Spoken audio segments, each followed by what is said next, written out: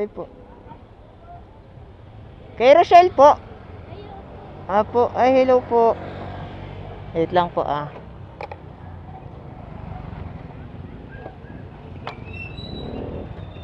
Ito po, para daw po sa inyo. Check nyo na lang po kung kompleto po. Thank you po. Ay, kilala nyo po ako?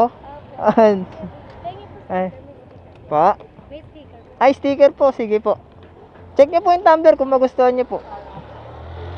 Bigyan ko po kay Steve. Thank you po. Ito po. Wait lang po. Salamat po sa pag-follow. Ay, hello po. Kayo po yung mother niya? Ano po? Mother niya po? Anak po. Anak po yung pangalawa. Ah, okay po. Picture lang po kami. Okay lang po. Sali na po kayo.